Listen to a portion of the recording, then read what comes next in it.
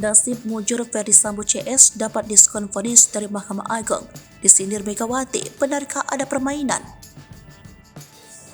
Nasib mujur Ferdi Sambo CS dapat diskon vonis dari Mahkamah Agung disorot tajam oleh Megawati Soekarno Putri. Ketua Dewan Pengarah Badan Pembina Ideologi Pancasila itu sampai heran bagaimana bisa para terpidana pembunuhan Brigadir J itu dapat pengurangan hukuman.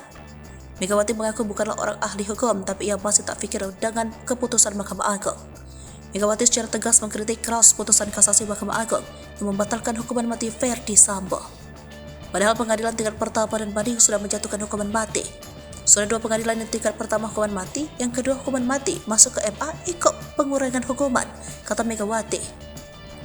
Meski demikian, Megawati mengaku tetap menghormati putusan Mahkamah Agung tersebut.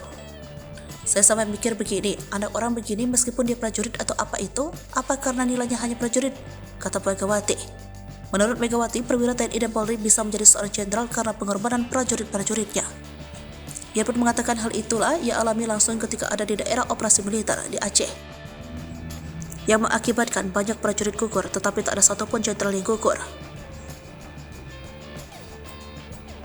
Sementara itu, mantan Kabareskrim Susno 2C menyinggung adanya permainan di balik vonis kasasi Ferdi Sambo CS.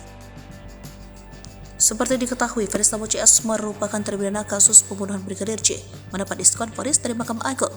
Hal ini tentu saja menuai kecewaan banyak pihak. Bahkan tak sedikit yang merasa janggal dengan keputusan Mahkamah Agung ini. Seperti salah satunya mantan Kabareskrim Susno 2C.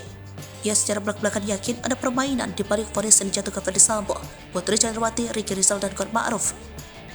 Mantan Kabareskrim itu menilai kekuasaan Ferdi Sambo jelas belum hilang sampai saat ini.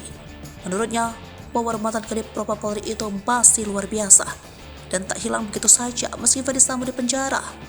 Susno juga mengaku sangat kecewa dengan keputusan Mahkamah Agung menyunat vonis Ferdi Sambo.